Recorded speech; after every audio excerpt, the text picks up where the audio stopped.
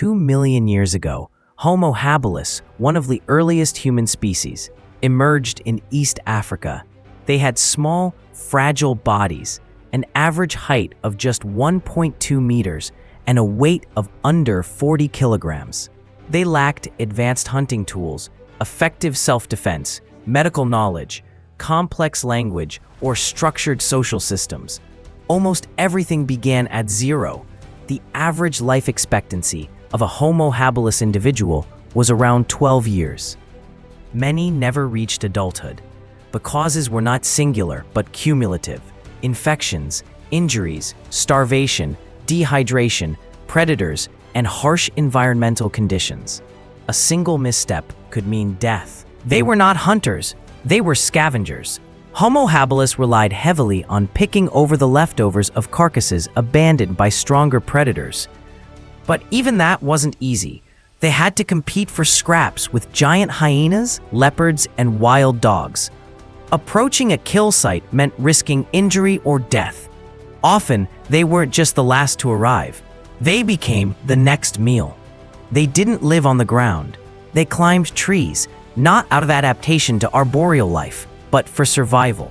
But even in the trees, safety was an illusion. Leopards could climb. Giant predatory birds could strike from above. Prehistoric crocodiles waited silently in the rivers, where Homo habilis had no choice but to go in search of water and fish. Their world offered no refuge, no safe zone, no stable food chain, no cooperative groups. They lived alone. They lived in fear. They lived in an age where every day was a narrow escape from extinction. Homo habilis was not an ideal product of evolution. They were short, weak, lightly built, and slow to react. No claws, no speed, no powerful muscles. But they had one critical trait: a growing brain. A seed, still small, yet one that would shape the future of humankind. As scavengers, they began using rudimentary tools, sharp flakes of stone to cut flesh and skin. They learned to remember the locations of kills. They began to share food within limited social circles, and gradually, some individuals survived a little longer, long enough to pass on experience to the young. This was an era where survival didn't come from strength, but from the ability to adapt under pressure. Homo habilis marked the beginning of intelligence, but theirs was a step taken in darkness, surrounded by constant threat. Their world was the first trial of humanity, a world that offered no mercy, where the first sparks of survival instinct began to form. And in that unforgiving landscape, the will to defy extinction first began to burn. Part 2. The Leap of Homo erectus. Over 1 million years after Homo habilis, a new species emerged: Homo erectus, the upright human. They stood nearly as tall as modern humans, had larger brains, better coordination, and most importantly, they mastered fire. Fire changed everything. It provided light at night, it kept predators at bay, and it made food safer and easier to eat. Cooked meat was more digestible, reducing disease and increasing energy efficiency. This alone extended their lifespan. For the first time in human evolution, life expectancy crossed the threshold of 30 years, a revolutionary number for the era. But fire was not the only innovation. Homo erectus also developed a breakthrough in tool making: the Acheulean hand axe, a symmetrical, multi-purpose stone tool used to cut meat, break bones, and possibly serve as a weapon. It marked a new level of precision, skill, and planning in tool production. With better tools came better strategies. Homo erectus began forming cooperative hunting groups. They planned ambushes, coordinated movements, and shared the spoils. Archaeological sites like Olorgesailie in Kenya provide clear evidence of this shift. Thousands of stone tools have been unearthed, alongside butchered animal bones, signs of organized hunting and food processing. This was no longer a species surviving on scraps. Homo erectus was a predator, calculated, mobile, and increasingly dominant. They likely built temporary camps, moved in groups, and formed early social structures based on shared labor and protection. Cooperation gave them a strategic advantage over other species and over many natural threats. These were no longer isolated individuals reacting to danger.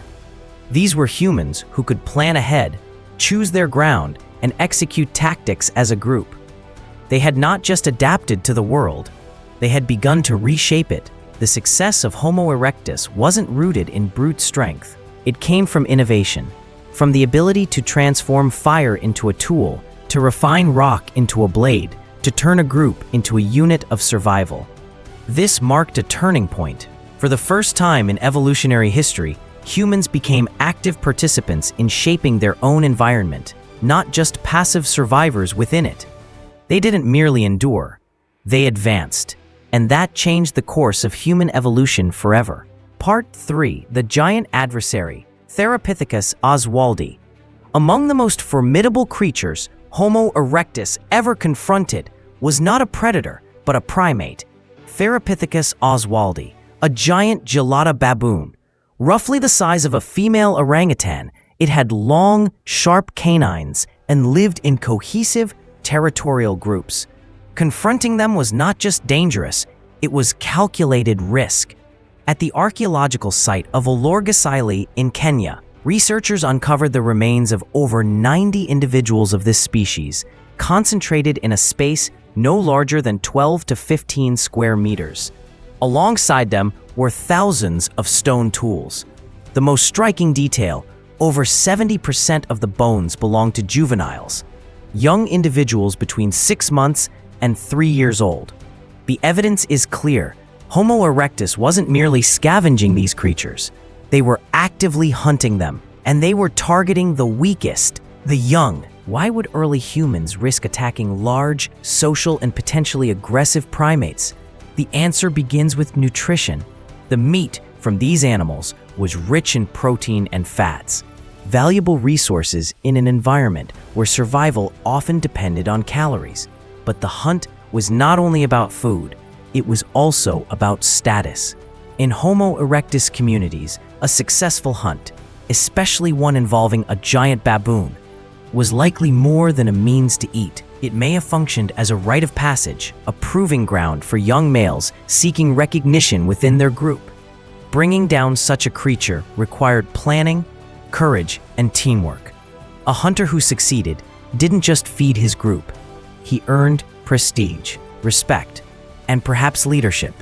In a society still shaping its structure, social capital mattered as much as survival itself. The physical evidence, fractured skulls, targeted injuries, clustered juvenile remains, points toward a deliberate hunting strategy. These weren't accidental encounters. They were organized pursuits of high-risk, high-reward targets.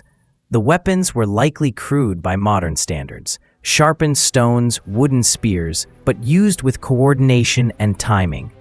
Hunters may have driven the animals into traps or ambush points.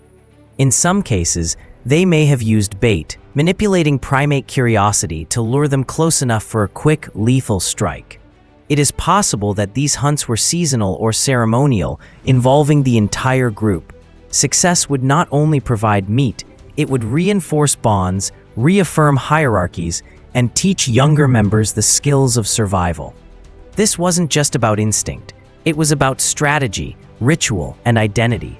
In risking their lives, Homo erectus was doing more than hunting. They were defining themselves as human, not just through biology, but through shared experience, challenge, and triumph. And in facing down giants, they began to understand something deeper. To belong, sometimes you must dare the impossible. Part 4. Nightmares in the Dark. When night fell, the true nightmares began. Cave lions, larger than modern lions, nocturnal, and pack hunters, dominated the open plains after sundown. Tree-climbing leopards moved silently, stalking from above, capable of reaching even the highest branches where Homo habilis sought refuge. Giant hyenas, with jaws strong enough to crush bone, patrolled the darkness in coordinated groups. On land, the threats were constant, but water offered no safety either. Prehistoric crocodiles waited silently at the edges of rivers and lakes, perfectly still, perfectly hidden, until a single misplaced step triggered a fatal strike. And above, there were dangers in the sky. Giant predatory birds, descendants of ancient raptors, circled silently. With hooked beaks and dagger-like talons, they could seize small prey, including human infants, with terrifying efficiency. A baby left unattended for even a moment could vanish without a sound. But perhaps the most dangerous predator of all was another human. Desperation breeds violence. As food grew scarce and resources dwindled, other bands of Homo habilis became threats as real as any beast. Hunger, thirst, and fear stripped away boundaries. Competition over water sources, shelter, and access to scavenged meat often led to brutal confrontations. Prehistoric theft was not petty. It was survival. The line between ally and enemy was thin and constantly shifting. A group too weak to defend its territory might find itself attacked at night. Caves, shade, even rotting carcasses, everything was contested. There was no diplomacy, no second chances. Ambushes, rock throwing, and surprise raids became part of daily life. This was not yet war in the modern sense, but the seeds were there. Territorial aggression, group identity, defensive formations, these behaviors emerged not out of strategy, but necessity. In this era, humans were not only preyed upon by the wilderness, they were forced to defend themselves against their own kind. For Homo habilis, the world was not just dangerous, it was unpredictable. A predator might take your life, but your neighbor might take your last meal. Or worse, your safety. There was no law, no rule, no system of justice. There was only presence, strength, and vigilance.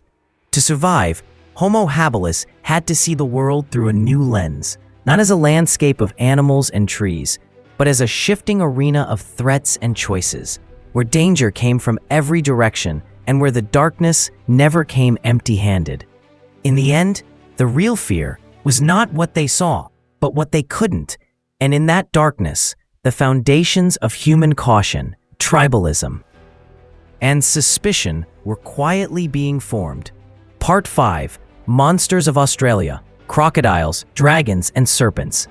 50,000 years ago, the first humans set foot on the Australian continent. What they encountered was unlike anything they had seen before. Australia was not a promised land. It was a prehistoric battlefield filled with predators that seemed torn from nightmares. The first of these was Quinkana, a land-dwelling crocodile that broke every modern expectation of what a crocodile should be. It stood tall on long, muscular legs, its body held above the ground. It could run, not just lunge. With serrated teeth curved backward like steak knives, Quinkana wasn't just a river ambush predator. It was a terrestrial hunter, capable of chasing early humans across the open savanna. Then came Megalania, the largest land lizard that ever lived. Estimates suggest it grew over 7 meters in length and weighed up to 2 tons, roughly the size of a modern rhinoceros. It may have been venomous, like its modern cousin, the Komodo dragon. Its hunting strategy was as cruel as it was effective. Bite once, inject toxins, then follow the victim at a distance until they collapsed. Its claws were like blades.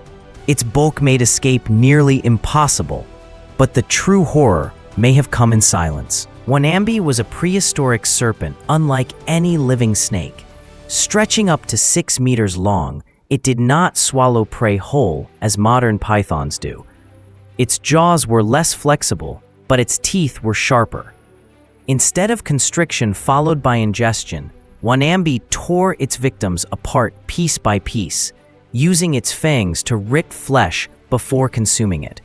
The result was not just death, but a slow, agonizing dismemberment. These creatures weren't rare oddities. They were part of the dominant ecosystem. Early humans didn't just encounter them, they had to survive among them. Each trip to fetch water meant risking an ambush from a crocodile that didn't need a river. Every walk through the bush carried the danger of stepping into a Megalania's range, and even resting in shaded clearings could invite the attention of a silent, waiting Wanambi. There were no second chances. No tools could guarantee safety. Only caution, observation, and relentless adaptation. What's more, these predators did not operate in isolation. They shared the land with one another, and with early humans. This wasn't a three-species ecosystem. It was a chaotic web of giant reptiles and exposed primates, competing for space, food, and survival. Australia was not a tropical refuge. It was a testing ground where only the most adaptable would endure. That humans managed not only to survive, but to eventually thrive on this continent is one of the most remarkable stories in prehistory. It required not just bravery, but deep environmental knowledge, cooperation, and the ability to predict the behavior of creatures far more dangerous than themselves. Australia's ancient monsters may be extinct, but their memory lingers in fossilized remains, in Aboriginal oral traditions, and in the inherited caution of our species. They were not myths, they were real, and for tens of thousands of years, they ruled the land. Part 6. Mega Beasts of Eurasia and the Americas. Across the vast landscapes of Eurasia and the Americas, both Homo sapiens and Neanderthals faced more than cold and scarcity. They lived among giants, prehistoric megabeasts that tested the very limits of human survival. One of the most imposing was the cave bear, standing 3.5 meters tall on its hind legs and weighing up to 1 ton. This massive omnivore was a force of nature. But it wasn't just its size that made it dangerous. It was its habitat. Cave bears sought shelter in the same places humans did, dry, insulated caves. That meant competition for space. Archaeological evidence shows that prehistoric humans sometimes killed cave bears, but at great cost. A single swipe from a cave bear could crush bone. These were not battles won easily. Then came the Homotherium, also known as the scimitar-toothed cat. Unlike the robust, ambush-oriented Smilodon, Homotherium was built for speed. With long legs and saber-like canines, it hunted in open terrain, possibly in coordinated packs. Its primary prey included horses, bison, camels, and even juvenile mammoths. Nearly the size of an African lion, but far more agile, Homotherium was a top predator and a lethal competitor. In Europe, another giant stalked the Ice Age plains, the European cave lion. Larger than any lion alive today, it ruled the tundra. But it wasn't just feared, it was also respected. In the caves of Chauvet, France, some of the earliest known human art depicts these lions in careful, reverent detail.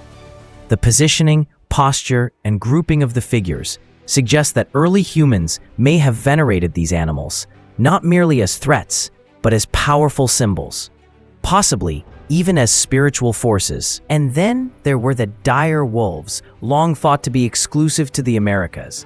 But new fossil discoveries in China suggest their range may have extended into East Asia, rewriting our understanding of their evolution and migration. Bigger and stockier than modern gray wolves, dire wolves likely hunted in organized packs, bringing down large herbivores with teamwork and endurance. Each of these animals was more than just a predator. They were part of the evolutionary crucible that shaped early human behavior, movement, and adaptation. For humans, survival wasn't just about avoiding death. It was about understanding the terrain, predicting predator behavior, and developing strategies to compete for space, food, and dominance. These megafauna weren't random threats, they were biological filters. Those who adapted survived, those who failed were erased. In this unforgiving world, intelligence, cooperation, and innovation were not luxuries, they were requirements. The presence of such formidable creatures pushed early humans toward better tools, tighter groups, and sharper instincts. The Ice Age did not offer second chances. It offered only one rule: adapt or die. Part 7. From hunting to symbol. Hunting was never just about food. It was, and remains, the foundation of human culture. From the earliest days, humans did more than survive the hunt. They remembered it, shared it, and depicted it. On the walls of caves across continents and millennia, they painted the chase, the weapons, the prey, the moment of impact. These animals weren't just meat, they were myth, ritual, and trial. At Olorgesailie, in East Africa, hunting Therapithecus oswaldi may have been more than a practical necessity. The act of tracking and killing a giant baboon could have served as a rite of passage, a moment where young hunters proved their courage and earned their place within the group. In the caves of France, European cave lions were not drawn as monsters, but as sacred figures, rendered with grace, precision, and even reverence. Their presence on ancient walls suggests they were not only feared, but admired, invoked, or even worshipped. Hunting forced humans to cooperate. It required planning, memory, observation, silent coordination. These pressures may have given rise to language itself, the need to signal, to strategize, to pass on knowledge. The hunt was one of the first truly collective human experiences, shaping the way we organize, think, and communicate. In hunting, we learn to imagine what we could not see, where prey might be, how it might behave, when it might appear. That kind of mental modeling was a key evolutionary step. It pushed the brain to simulate outcomes, to remember landscapes, to anticipate. And as those hunts became stories, they became narrative. Narrative became tradition. Tradition became identity. What began in blood and danger evolved into something far more complex: art, belief, and human self-awareness. Even today, the legacy of the hunt lives on. In our myths of heroic slayers, in our ceremonies of coming of age, in our fascination with predators, the reverence for the animal, the pursuit, the danger, it is all deeply encoded in our collective memory. We are not simply descendants of hunters. We are descendants of storytellers of the hunt. To survive, our ancestors took bold risks. They hunted creatures larger, faster, and more dangerous than themselves. And from every wound, every narrow escape, every victory, they became more than survivors.